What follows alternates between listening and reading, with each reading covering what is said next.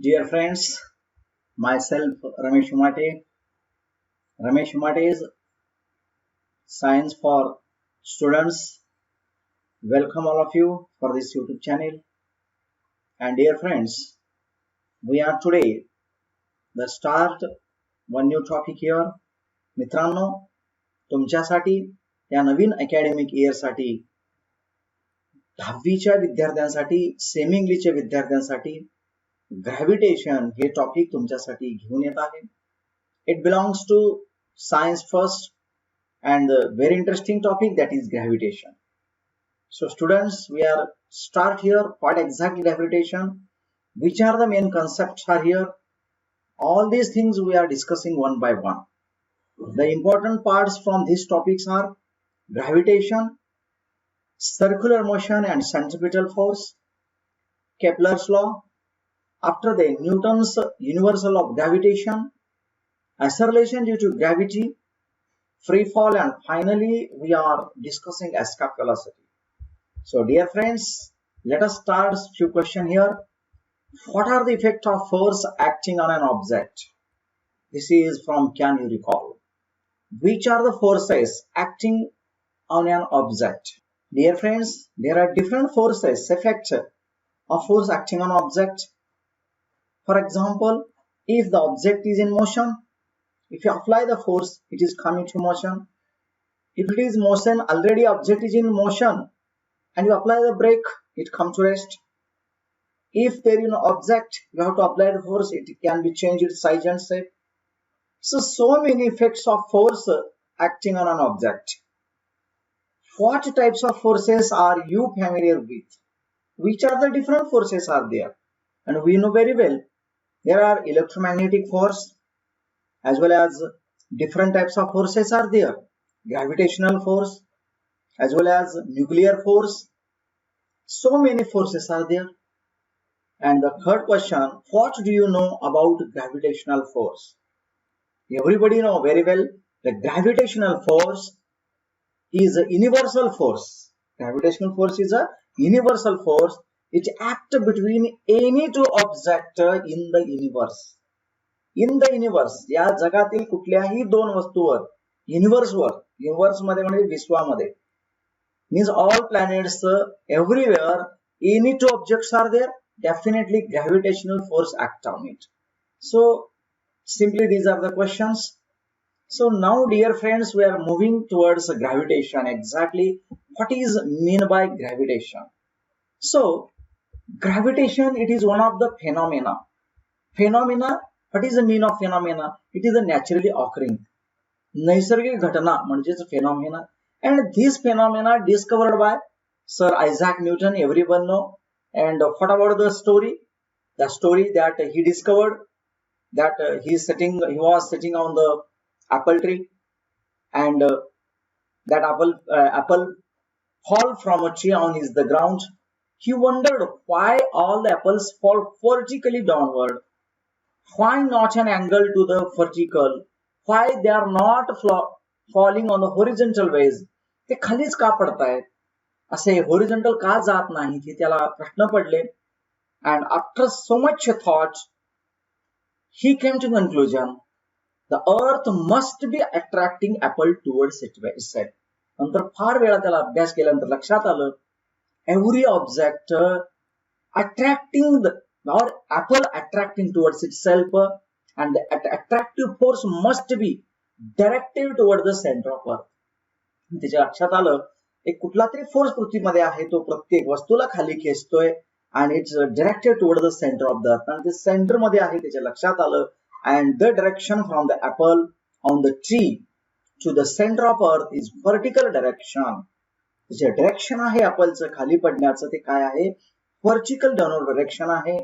and in this way apple falls vertically downward.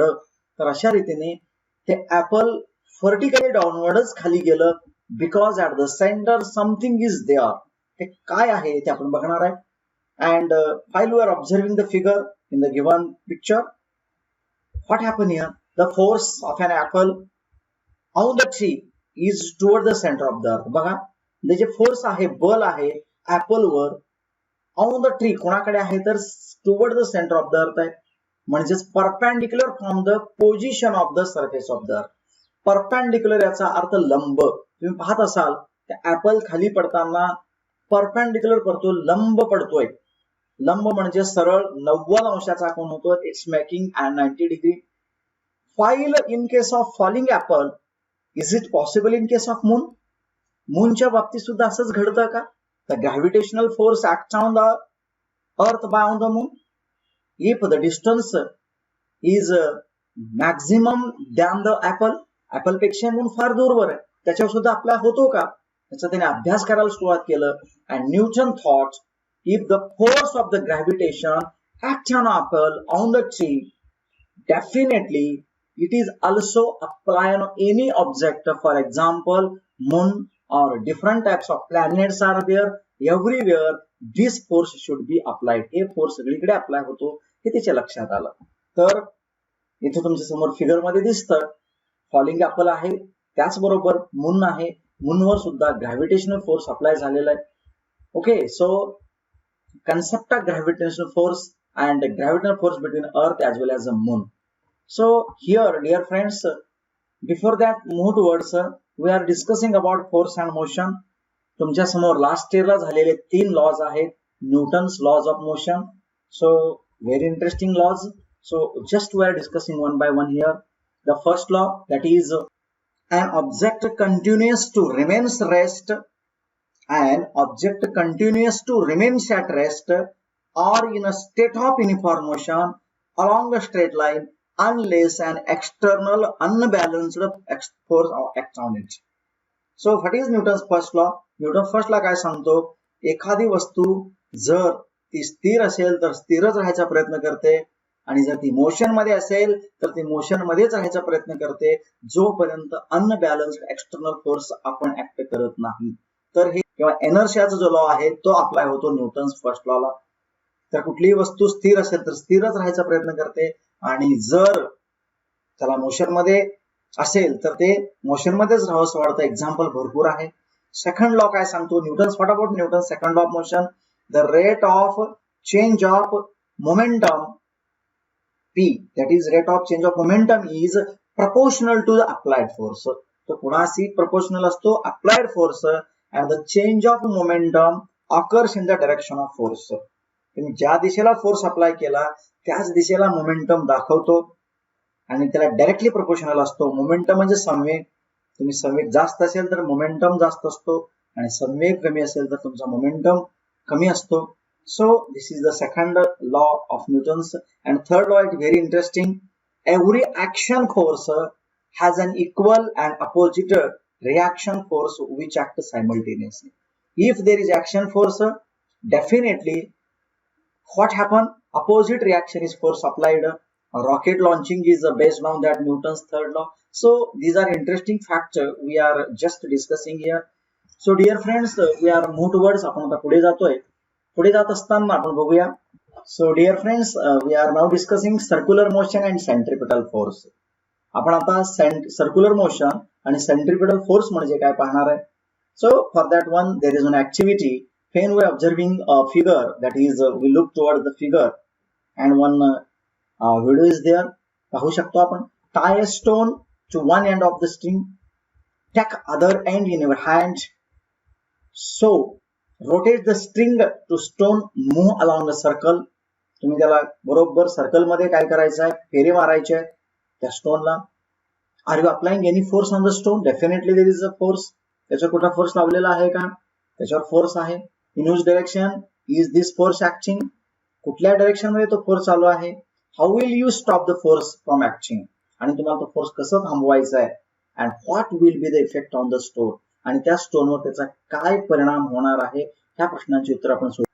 So dear friends, as long as we are holding the string, जोपर्यंत आपण ते स्ट्रिंगला hold करतोय, we are pulling the stone towards us. म्हणजेच आपण काय करतोय? त्या स्टोनला आपल्याकडे खेचण्याचा प्रयत्न करतोय.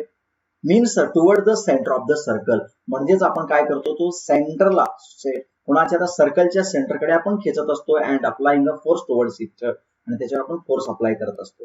And this force stops acting. कधी स्टॉप होणार आहे? If we release the string. आपण त्याला सोडून दिली दोरी तर त्याच्यावर आपला फोर्स जो आहे तो थांबणार आहे and the force stops and in this case stone will fly off. तर स्टोन काय होणार आहे, fly off in straight line which is tangent to the circle.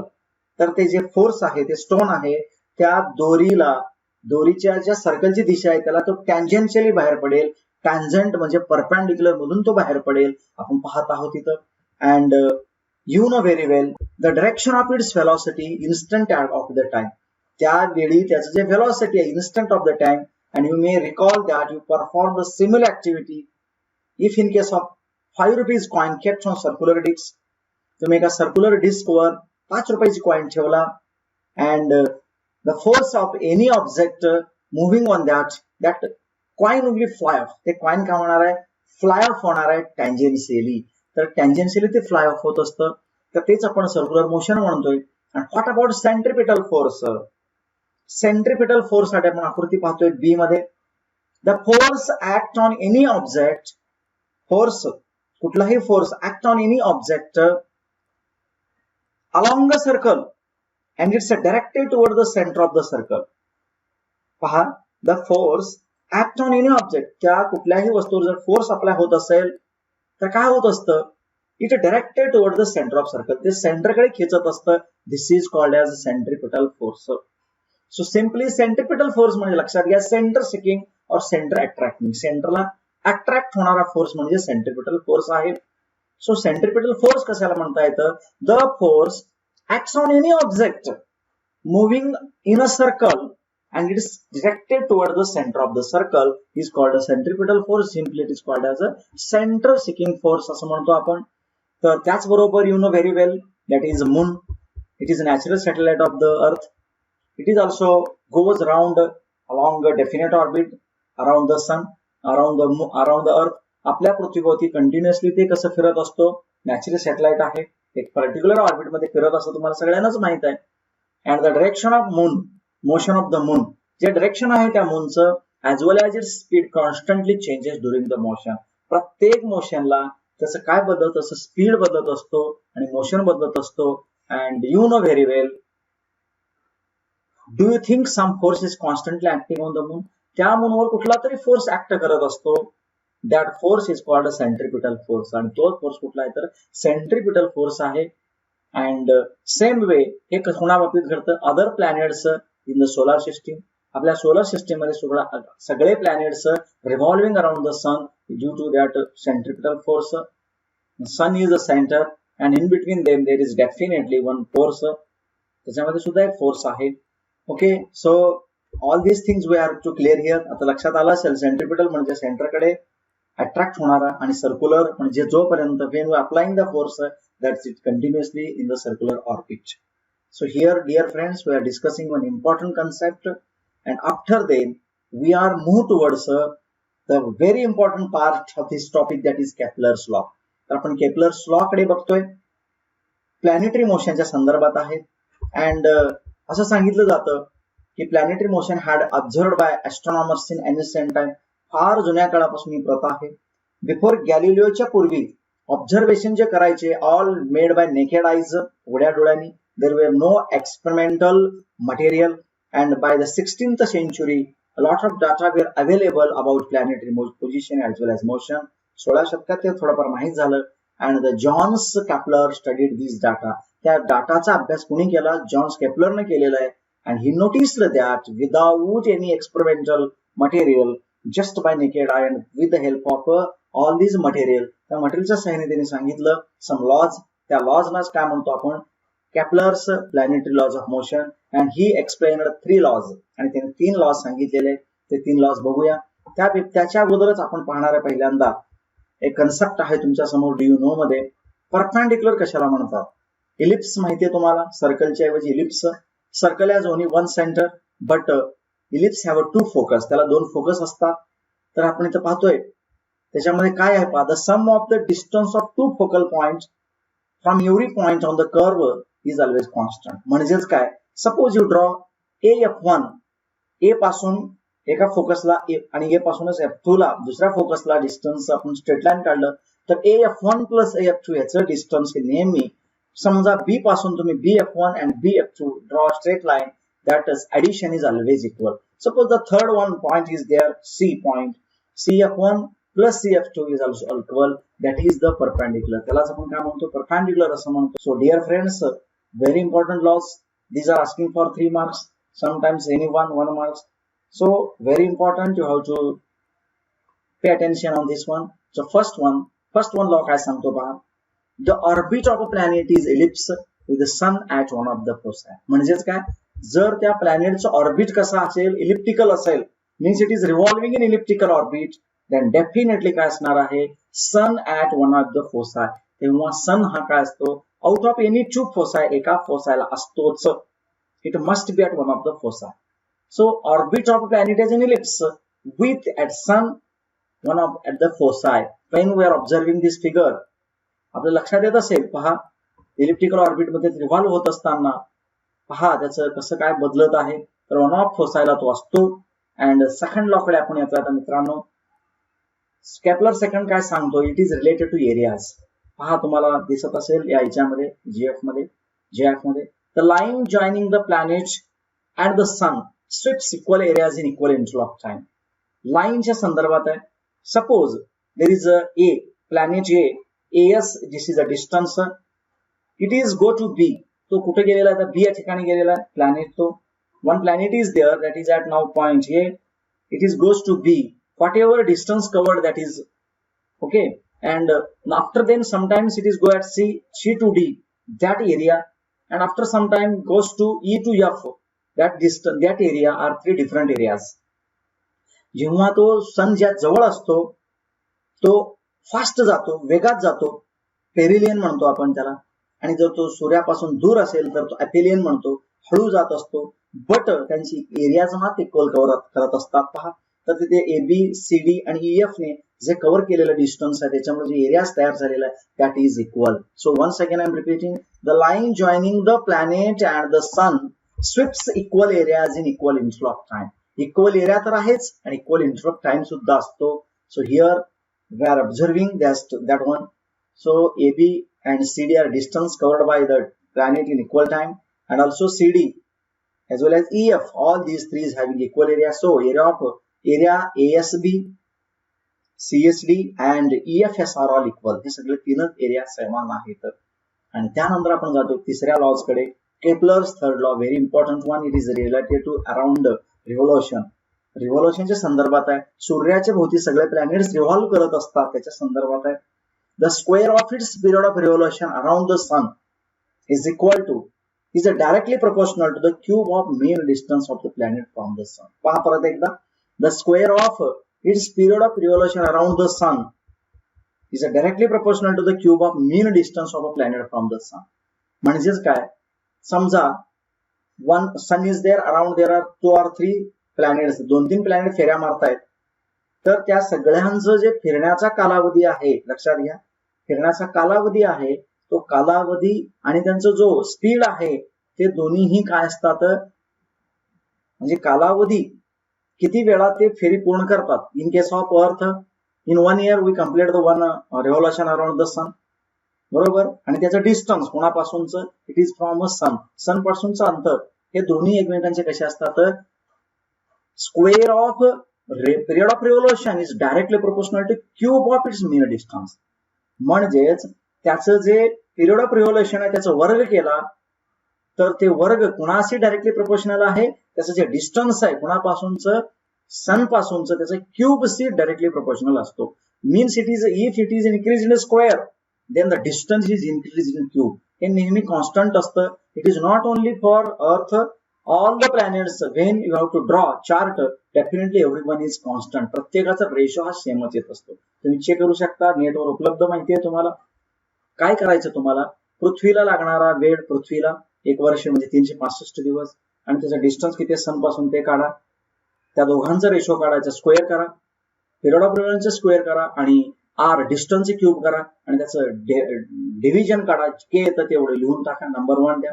Number 2 दुसरा कुठला तरी मर्क्युरी घ्या किंवा अजून तिसरा ग्रह घ्या, प्लॅनेट्स घ्या, and same period of revolution and distance from the earth, distance from the sun काढा, त्याचंही कॉन्स्टंट काढा, क्यूब स्क्वेअर टी स्क्वेअर आणि आर क्यूब करून त्याचाही केस अप्रॉक्सिमेटली सेम येतो. म्हणूनच काय म्हणतो मी, the square of its period of revolution around the sun is directly proportional to the cube of the mean distance of a planet from the sun. So Kepler's obtained these all threes simply from the study of position of planet. फक्त प्लॅनेटच्या पोझिशनवर सांगितलेलं आहे. He had no explanation why these obey the law. हे का से ओबे करतात त्याला सांगता आलेलं नाहीये. But these are perfectly correct. So we also see how these law helped Newton's. हे न्यूटन्सला कशी मदत झाली, त्याचं काय झालं आपण पुढच्या पार्टमध्ये, पुढच्या व्हिडिओमध्ये बघणार आहे, थेअरी ऑफ ग्रॅव्हिटेशन मध्ये. मित्रांनो, तुम्हाला नक्कीच हा व्हिडिओ आवडला तर शेअर करा, लाईक करा आणि सबस्क्राईब करा. धन्यवाद.